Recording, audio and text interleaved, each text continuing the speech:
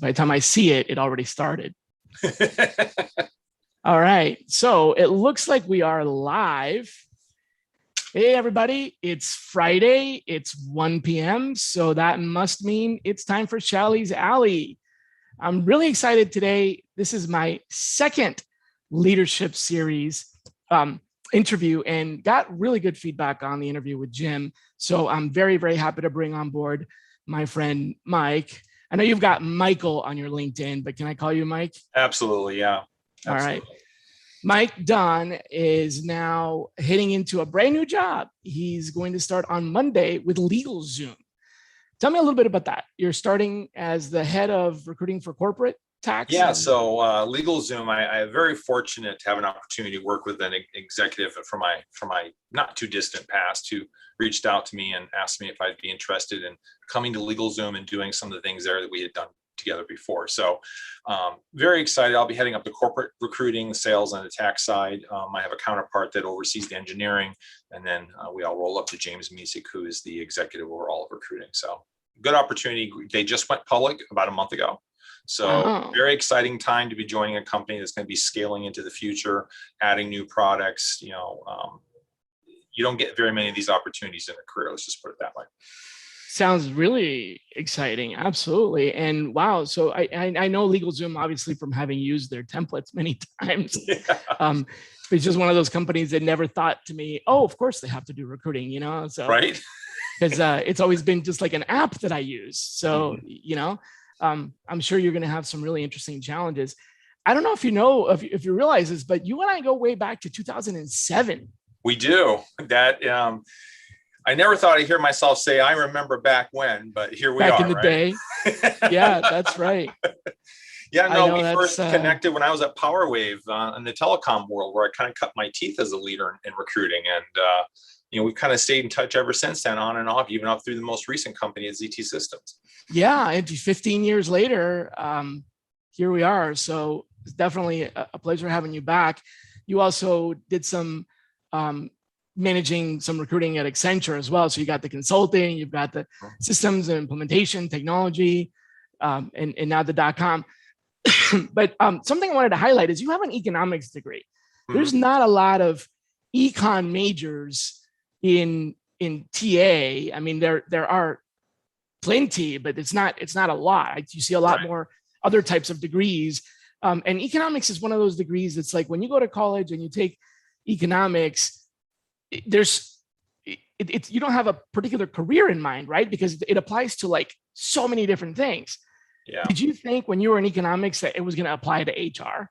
No, I mean, if you would have asked me 20 years ago if I ever thought I'd wind up leading recruiting teams across the globe, I would have laughed at you and said, you're crazy. That's the furthest thing from my mind. But what I have appreciated over the years is that background has allowed me to bring data to the conversation. So rather than allowing an organization to manage by perception, and let's be honest with ourselves, perception is generally not connected to reality in a lot of cases. Sometimes it is, but generally it's not, or only portions of it are.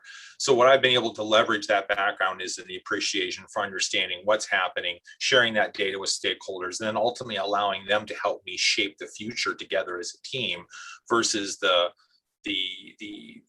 finger pointing that sometimes occurs in our world, which I'm sure you've experienced over the course of your career as well. So, not a career path I anticipated, but it's certainly a career path I have appreciated and enjoyed and hope to be in for quite some time yet.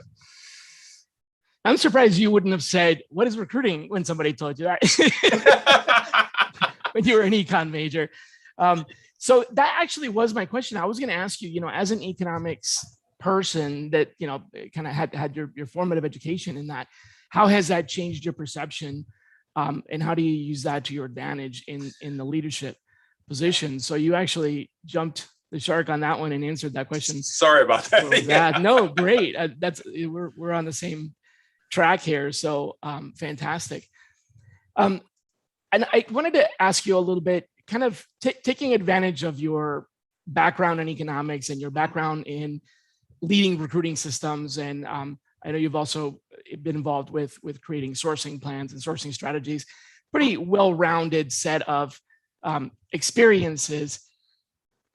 What do you see what's the improvement that we need to make in TA Mhm. right now? Mhm. What is it that we need to be doing that we haven't done in TA? So I would take and put the human back in human resources. And what I mean by that is to say the candidate experience. We are in a hyper competitive market. I mean, I think this is even more competitive than it was during the dot-com era, in the early 2000s, to be honest with you. So when I look at TA, we have tools, we have processes, but how often do we sit down around the table with partners, including our business owners, our people that are interviewing, our HR executives, and say, what do we think our candidate experience looks like? And the reason why I think that's critical is because myself, having gone through interviews recently myself with not just LegalZoom, but a number of other organizations, I will base my judgment how hard or easy it will be for me to do my job in that organization based on my experience as a candidate going through the interview process. And a lot of times I think companies forget that experience ultimately can lead to a yes or a no when it comes to offer time. I think, again, more than money, more than... Yeah, I mean, of course, we have to pay our bills, but when you look at the things that are important to people today, it's what is the culture of the company? What is my experience going to be like working at that organization? Money is usually somewhere in the top 5, and you'll see different studies that will tell you, some will tell you it's number 2, some will tell you it's number 5. But at the end of the day, I've been doing this long enough to know that when people tell me no, it is almost exclusively around something that we had control over in the interview process that created a wrong perception, whether it be taking too long to get them through the process or whether they just didn't feel like the people that were interviewing them were well tuned into what the role was, and everything in between. So leaving a bad taste in their mouth and then ruining Yeah. the offer, ruining the experience as a result of that. I think we forget we have to sell these candidates on the opportunity. Even before this environment, even pre-COVID, I think hiring managers sometimes get in the mindset that the candidate should be glad they're interviewing with them and feel appreciative. And I think candidates do, but candidates also have opportunities and options, especially what you call your A-level players, right? They have multiple opportunities, and why are they going to pick one over the other? And a lot of times it has to do, what was my experience like? Because that translates to, what will my work-life experience be like? That's a good point. So, I worked I built sourcing teams and led sourcing teams at some fairly attractive companies, but I had the distinct, I guess, disadvantage of joining those organizations during times of change. So, for example, when I went to Cisco, they were experiencing massive growth. They had, when I first started there, they were at, I think it was 30,000 employees. And by the time I left, they were at 75,000. Yeah. So I joined during this turmoil of rapid growth. When I joined, they weren't quite yet that size, but by the time I was there for, 6 months, it now all of a sudden became the most valued company in the world. It was like the Apple of the day. Right. And they had the same. I saw that problem of people should want to work here. People should be begging us for jobs. Then later on, I worked with Google, and I got there right at literally my first day was the day before the IPO. It was cool and trendy, but it wasn't huge, right? And then I stayed there, and long enough to see them grow to it was like 3,000 employees or something like that. And now they were really starting to become a real company, but still. People should want to work here. They were at the point where they had finished hiring all their friends, and now they actually had to recruit people, right? Right. Then I went to Microsoft, and I left Google to go to Microsoft, which was the opposite. Google was recruiting heavily for Microsoft, and so I kind of went upstream, right, against the current. And I got to Microsoft at a time when they had just learned their lesson that we can't be the company that everybody wants to come work. So it was again another time for turmoil. But at each one of those 3 organizations, I saw this culture of hiring managers almost expecting people to want the job during the interview and not caring as much about what you described in some places in the organization. But when I interviewed in Microsoft, the reason I'm telling you this story is because it's very relevant to what you just said. They made an offer that was less than what Google was offering at the time. And I was a contractor. So it was either go full-time, convert at Google or go full-time at Microsoft. The offer at Microsoft it was less than what I was making as a contractor. But when I showed up to interview, they picked me up at the airport with a driver, put me up at a decent hotel. My boss's boss and my boss came and visited and took me out for dinner, my wife and I for dinner.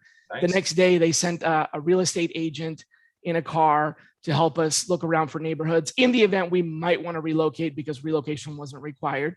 So this was literally before your interview, go take a tour of the city with a real estate agent. They do it because they might get the business, but I wasn't going to relocate. So that was nice. Then I had all the interviews prepared. And on the very, very last interview, they had my offer letter ready, like at that last interview. Obviously, they wouldn't have presented the offer if I hadn't passed the interviews. Sure. But, and that made all the difference. I spoke with my wife. We went home. We talked about it. And it was like, this is the kind of company I want to work at. And my wife is very pragmatic. So, of course, she's like, it's not as much money. But then she was also being very pragmatic, said, you're probably going to be happier there. Yeah. She didn't know I was going to be happier. She just said, you'll probably be happier. So you're absolutely right. That definitely made the difference between me staying at Google or going to Microsoft. I don't think there's anything wrong with being proud of the company you work for or being passionate about the company you work for. I think that's what helps me sell, especially senior level, direct level candidates on a smaller organization. But I always caution stakeholders, be careful how much you drink your Kool-Aid, right? Because at the end of the day, that pride and passion can cross over into what can be perceived as arrogance. And we're a great company, but that doesn't mean we're so great that you should be begging for a job. We're not an admissions department. We're a recruiting department. Exactly. We're not applying to Stanford. You're not applying to go to school, right? We don't have 300,000 applicants waiting. So that's good. You gave me a lot more context than the candidate experience, because I'm sorry if I'm going to make some omelets here, breaking some eggs. Sure. You hear a lot about candidate experience. There's a lot of hullabaloo about it, and it can be pretty hyped up. Now, I know some of the folks that actually run those programs, like Jerry Crispin and Elaine Orler, and I've been involved in a few things here and there. So I have a little bit of a behind the scenes understanding, but also you see a lot of talk about it, and then it doesn't really. So you just translated that, I think, for most people to kind of get the connection between candidate experience and why it's important to recruiting. It is literally the most talked about topic that gets the least amount of attention in action. Exactly. It's talked about a lot, but most folks think, oh, that's just customer service. Yeah. It's not. It's actually a recruiting tool. It's a recruiting tool. It's about the candidate, but it's about the candidate because it's about us. It's about the candidate because it's about our company. It's not just altruistic. Let's make sure people have a good experience because we want to be good to humans. Yes, that's part of it, but also it's really important to the company to win over candidates in a very competitive environment, which is right now the foreseeable future. People are not going to walk away and say, gee, what a bad experience I typically had with Mike, right? They're going to say, wow, that company just doesn't get it. or whatever. And even if they don't accept the job, they might think, well, I wish I could work there, and they'll tell other people about it. And somebody asks, hey, you interviewed at this company, what was your experience? And they'll be positive about it. So bad news travels a lot faster than good news, let me tell you. That's a pretty standard trope, right? So when you're looking at putting together a recruiting team, I don't know if that's going to be your charter. You haven't started yet. You start on Monday, but I'm assuming part of your job is going to be selecting technology, building a team, et cetera. What would you say you absolutely must get from sourcing in order to make sourcing worthwhile, by either building a sourcing team or outsourcing it, or somehow implementing sourcing in your function? What let me rephrase. What are the results that you must get from sourcing in order to make sourcing a worthwhile investment in any shape or form? So as you've said, I really can't speak to my upcoming roles in 2 days, but I can tell you over the last 15 years how I've evaluated that question in the various environments that I've been in. And really, at the end of the day, I look at sourcing as a partnership right? I look at it as building in a pipeline for immediate needs, right? We've got these recs, these positions that we need to hire over the next 60, 45, whatever your target SLA looks like. But then we also utilize them in a way that builds long-term pipelines, because how many good candidates have we come across in our career where they're like, look, the timing just isn't right. My spouse has a job at a tech company with a ton of equity that we're not going to be ready to move for 2 years, or whatever that reason is. It's typically, I'm not ready to get in process today, but gee, your company sounds really interesting. Would love to stay in touch. So when you look at how you define your sourcing organization, look, I've looked at it through both lenses. Do you want someone that has been a really solid recruiter, excellent recruiter that's now moving into sourcing and is specializing in certain areas? I tend to look at it through the same lens for both. I want my sourcers and my recruiters to become verticalized and specialized in their areas. Now, I want to cross-train, right? I want people to feel like they've got opportunity to grow their knowledge base and expand within the organization. I don't want them to get pigeonholed just into software engineering or systems engineering or whatever that role looks like. Right. But at the end, the company's needs are going to change too. They are, but your people's needs are going to change over time, right. Meaning your team, and you want your team to grow and feel like they have an opportunity long term in your organization. Because let's be honest, typically, if you look at an organization, the areas where they sometimes have the highest turnover is in areas like recruiting or things that are considered more transactional than a talent business partner. So when I look at the sourcing and the recruiting teams, I want them to be talent business partners. I want them to be consultants. I want them to become experts. I put them through product training. I want them to understand what it is they're hiring for and how that fits into the bigger picture of the life cycle of whatever that product is, so that when they engage with these experts out there in the world, they're actually halfway intelligent about what they're speaking to. They're not just asking them questions from a script and then hoping they get the right answers that the hiring managers have given them.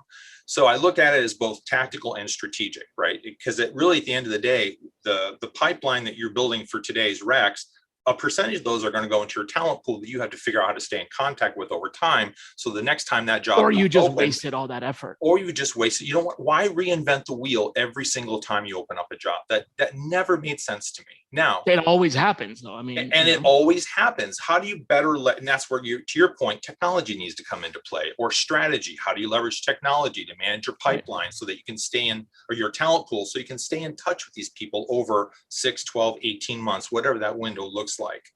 And I when I look at what's made me successful over time is I've been able to take that concept and distill it down to my individual recruiting desk, because I always had the magic filing cabinet drawer. This is, now I'm dating myself, right? Early 2000s. You and I both. They'd have this really challenging role that they thought would take half a year to fill. And I just happened to have 2 people here I stayed in touch with, because they weren't the right fit for what I was hiring, but I knew they'd be a fit someday for something, right? Yep. You pull them out, you get them into process, and you typically get one or both hired. So how do you leverage your sourcing team to do that? It requires, a lot of guidance. I think where a lot of organizations fail is they kind of put their sourcing teams on autopilot, or they treat them like vending machines. Whereas, they treat them like a short-term solution to a long-term problem. Exactly. That's right. Where you have to take a holistic approach. Yeah, I have needs I need to take care of today, but I want you to be strategic. I don't want you to throw away 75% of these people you reached out to simply because today's job is not right for them, or because they said, no, I'm not ready to move today. Because as you know, sales is a little bit of a recruiting process, right? And how quickly and easily you take no for an answer will determine how healthy your talent pool is going to be long-term. Yeah, that's a good point. So what they call a pipeline in sales is exactly that. It's the people you've been talking to who weren't ready to buy, that may be ready to buy at some point in the future. They haven't outright said, no, not interested, not a fit, not for me. Right. But they also haven't said yes. It's the same thing with talent, and recruiting treats that quote unquote pipeline as a list. They applied today, they didn't get in, so we're going to zip it up, close it, put it in a database, and then open the job up again 6 months later, and new people apply, completely forgetting about the old ones. And never go back to your database. That is the biggest waste of resources, right? Why have a database if that's the case, right? Exactly. So how do you respond to the comments that people very often make about measuring the results of sourcing and recruiting? Even here in the Facebook group, there's one by Rob McIntosh, who posted that the best metric for measuring the quality of sourcing is the one metric from his blog post, the one metric to rule them all, which is submittals to business accepts. So that's a very good metric to use. I think there's 3 or 4, maybe 5 very strong metrics. And the percentage of submittals that anyone, recruiter or sourcer, makes to a hiring manager that is accepted definitely looks at quality, right? Because if you're sourcing the right people, the hiring manager is accepting them. However, how do we then separate the results from sourcing from those of recruiting because of what you just said? That metric fails in that environment. The submittal to business accept doesn't measure maintaining the pipeline. It doesn't even look at all the work and effort that's put into a candidate that wasn't hired today. And I'll give you a really good example. My recent position at Fiserv, I was there for 5 years.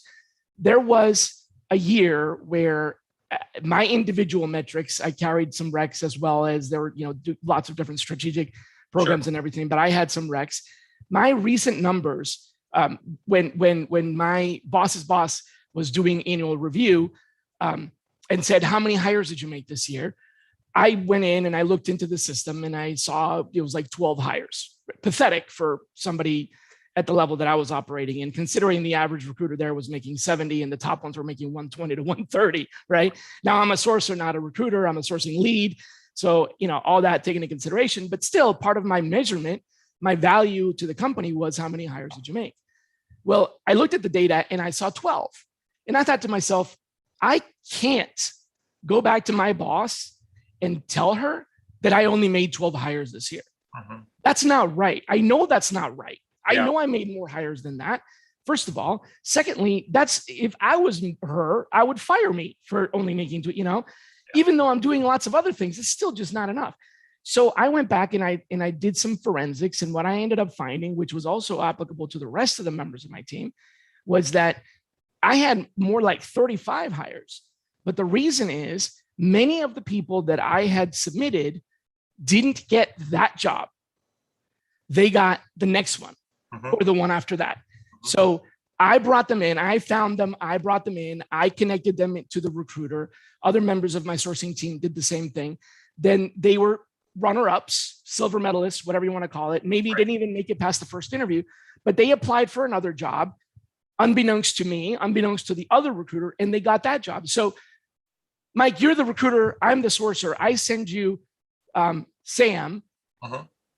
Your hiring manager doesn't hire Sam, but you give good feedback. Yeah, Sam's okay, just, we have a better candidate, no problem. And then 6 months later, some other recruiter gets Sam as an applicant and they hire her for a position. I don't get that submittal to accept, that submittal to hiring manager accept quality rate measures the quality of my submittals, but it doesn't measure the quality of me as a sourcer. Right. Because that person still got hired. I still found a good candidate for the company. And I brought someone in that was never considering us as an employer. The only reason they applied for that other job is because now they're interested in us because I did a good job, as you said, with the candidate experience. Yeah. They liked it. So they came back and they wanted to work here. So they applied for another, sometimes 3 or 4 jobs. So how do you account for that? What do you say to people that say hires is all that matters or submittal to accept is all that matters? I would say if you're going to try to will it down to a silver bullet, you would have probably made $1 billion by now and written a book. So we know that I did write a book, but it doesn't sell well. It doesn't sell well, right? No, look, at the end of the day, it is like rocket fuel. It takes a lot of different mixture of different elements and different percentages to get that rocket off the launch pad, right? So when I look at the scenario that you just gave me, number one, there's a couple gaps I think that is called out here. When this person applies, your ATS should flag that they're already in the system, right? Then the recruiter should do a little due diligence and figure out, okay, if this person is already in the system, why do we not hire them before? So are you putting good notes in the system? Oh, I can see that. So there you go. So you got some breakdowns and processes there, right? And the only way that you can get to a point where you can say, I feel comfortable with X, Y, and Z as a metric is to ensure all your other things are in place that will allow those metrics to be accurate. Because what's the very first thing people do when they find a mistake in data? They never trust the data going forward again, or it takes you a long time to overcome that, right? Or they try to clean it, which is a nightmare. Exactly. So what we have to do is make sure that the sourcers and the recruiters are working together as a team or in a pod, so that when this scenario happens, that recruiter does the extra due diligence to make sure they understand why are they in the system, why did they not get hired for the last role, read the notes, reach out to the recruiter, you or the sourcer, and figure out, what transpired here, what was our impression of this individual, what was the feedback from the hiring manager. Okay, great. Well, we're going to go ahead and put this forward because you did find a good person for this company. They just were hired 2 or 3 cycles later, and you should get credit Similar for that. job. Because it's your engagement that got them excited about the company to get them to apply again. So you got to root cause it all the way back to the very beginning. Now, you can't do that if you're in a high volume environment where you're hiring, 500 to 1,200 people a year. Being able to root cause that becomes a little bit of an issue if your people aren't using the tools as they were designed and implemented. If your teams, your recruiting and sourcing teams aren't working together as close-knit individuals, as groups, making sure that the communication's flowing and they're doing their root cause analysis. And the second thing is, why didn't the recruiter look in the database right away to see who we've interviewed that has these skill sets that might be a potential fit?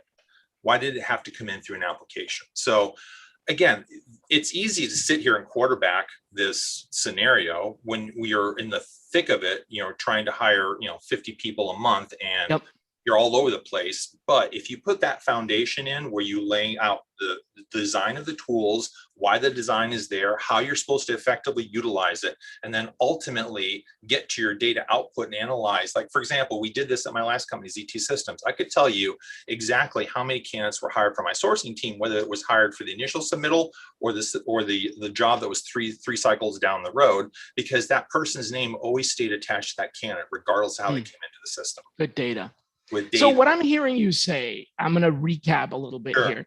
What I'm hearing you say is a metric like submittals to business accept or submittals to hiring manager accept that's a very good measure of quality, and that works to measure quality, but only if the other things are in place. So you have to have quality data, the systems need to be used. So that metric is a good metric, but it doesn't work if you have bad data. So for example, this is the argument that I made at Fiserv with my leadership team.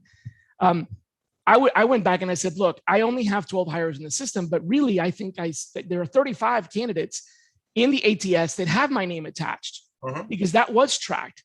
So, they were, but I also told my leader, I said, I don't want to take credit for that because I don't want the recruiters who made those hires to have to share credit, because that's not why I'm here.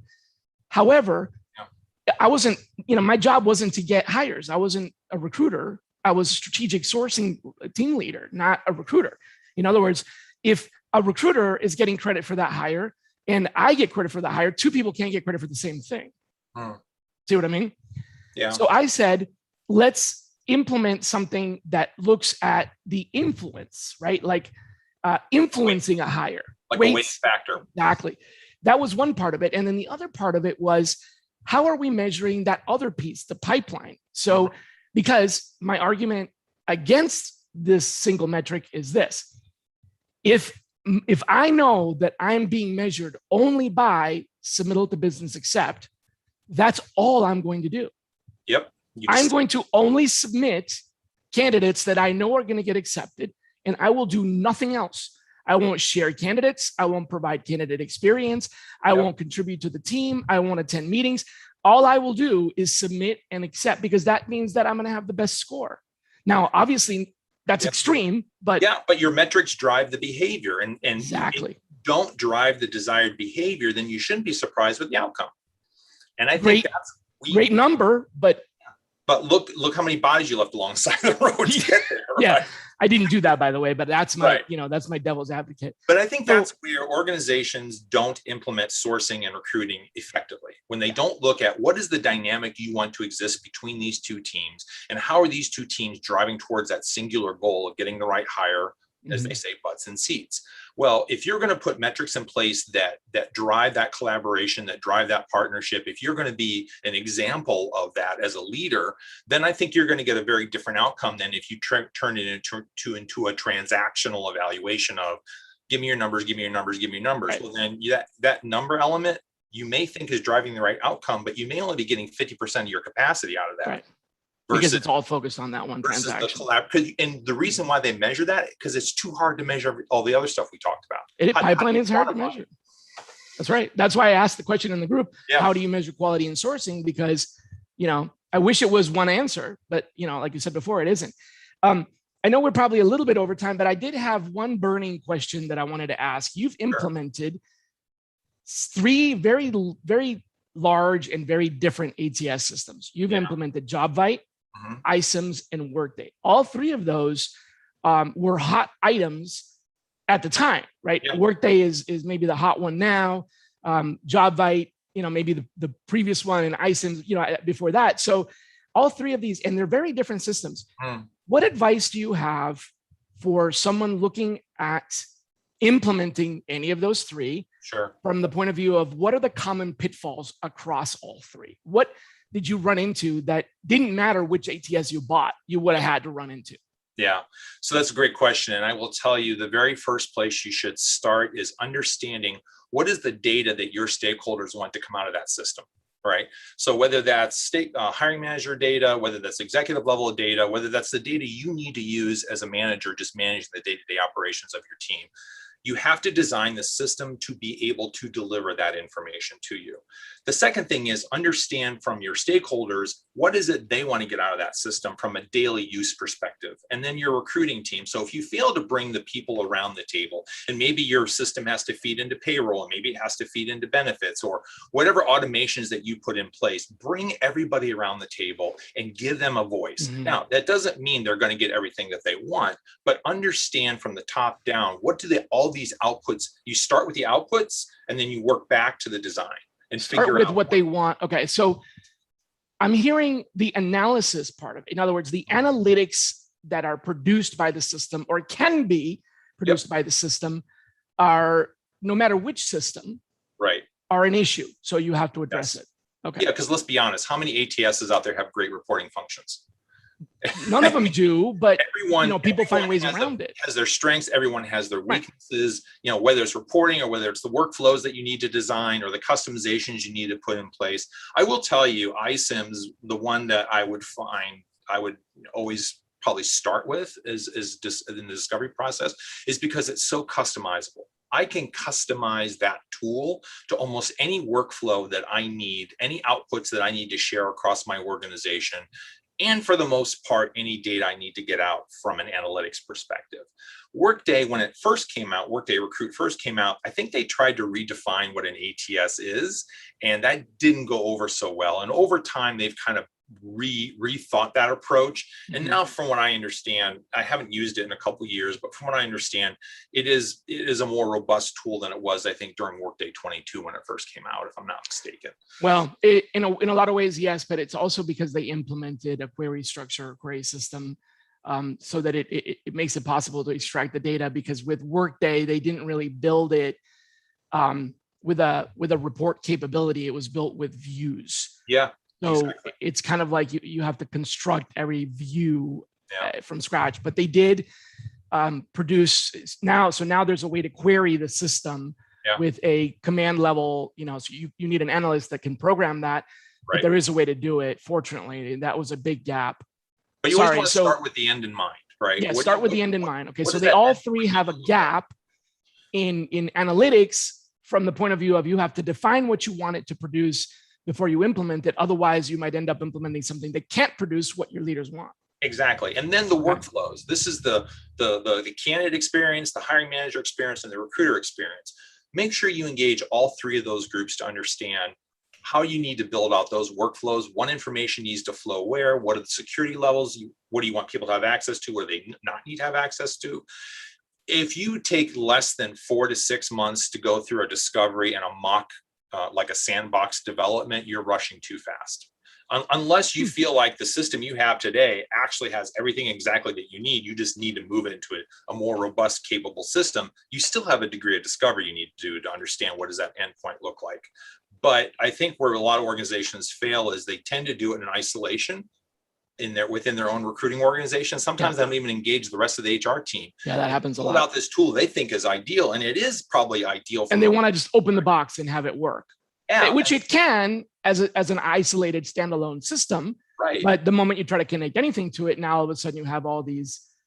Or the HR business partner says, oh, well, we need to be able to do this, this, and this. Oh, I didn't think of that. Yeah, we didn't think of that. Or payroll is like, well, we need to know this, this, and this before the start date. So again, start with the end in mind, but get your stakeholders around the table, your partners, and understand all of their needs, because it's not just you and your team. It's everyone that you touch in the organization that needs to be able to have input into that, and then kind of put together the best possible, and understand your first go at this is not going to be your final version. You're going to upgrade and update that over time as you discover new needs or as needs change, and you got to be okay with that. So looking at the system from a point of view of like, how easy is it going to be to do that, to update it, to reconfigure it? And that's again, starting with the end in mind. If I know I'm going to have to modify this system over time, does the system lend itself to that? Or is it basically, here's the box I have to live within, and is that scalable over the next 5 years? Because if you put a system in place that has a life cycle less than 5 years, you're probably wasting your time. Meaning it needs to last at least 5 years. It needs to last. It needs to grow with your organization. It needs to scale for your needs, and it also needs to be able to continue to evolve as your business evolves. Because how many new product lines will you be adding? How many new companies will you be acquiring? All these things need to kind of be taken into account when you're deciding what's the best path forward, and what tool should we really be settling with. So the end in mind, backwards from the end in mind, isn't just the analytics. It's also, can it grow? Can it scale with you? Can it plug into the things that you don't know you're going to buy yet? Okay. Yes. Totally unfair question. And which of the three, JobVite, iCims, or Workday, was easier to implement? Just to implement. I will say JobVite was probably the easiest to implement because I was able to do all of the configuration myself. Oh, okay. However, I would say iCims was probably the best use of my time because it was more scalable over time. Now, again, this was probably 4 years ago, so I don't want to speak to their capabilities today. So ease of implementation was JobVite. Best use of time for longevity was probably iCims. Workday, it doesn't really you don't really have Workday unless you've got Workday HRIS generally. So unless your company's on that tool, but even then, I'm not sure I'm completely sold that Workday Recruit is the path to go just because it's integrated. Automatic integration or component integration doesn't guarantee success. It doesn't predicate that it's going to work. Yeah, and we found that out as well. We found out that was the case at Fiserv, and then we had to make it work.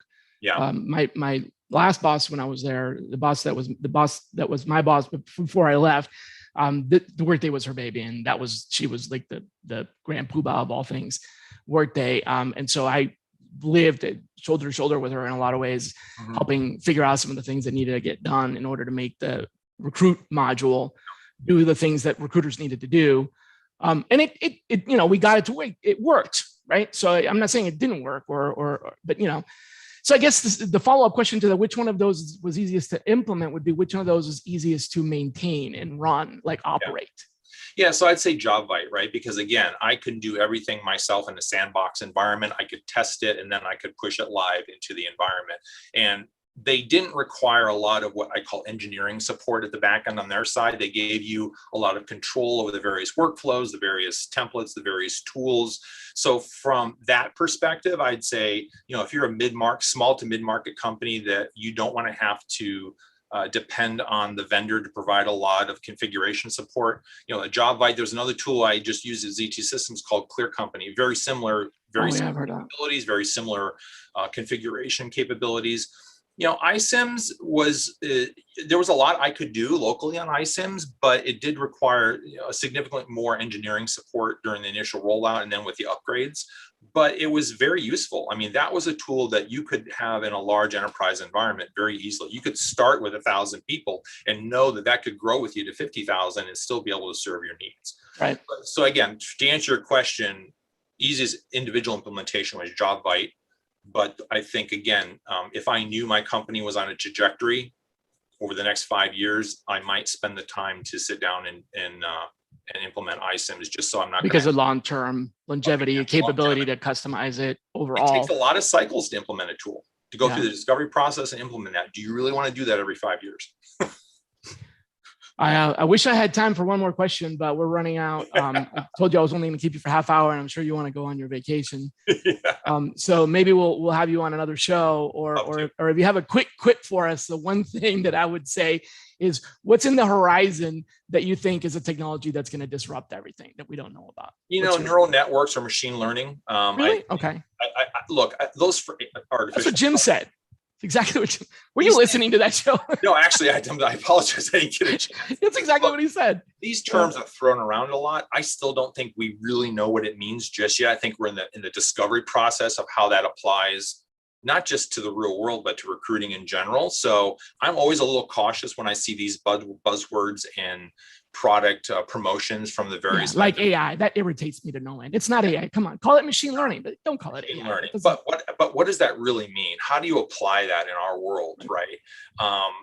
But I think because it has so much promise and it has produced so much in other areas of our lives, I think there's a lot of potential. I just don't think we know what it is yet. What it is yet. We're discovering there. Good. Well, hey, you know what? If fools seldom differ, right? If three people are right and have the same opinion, there must be some truth to that, Yeah, that's all really good friends. Yeah, exactly. Yeah. Well, hey, thanks so much for having for coming on the show here and my pleasure. And answering these questions. I hope we can have you back at another time, and good luck with your new job. I appreciate it. Have a great weekend. You too. Take care. Bye-bye.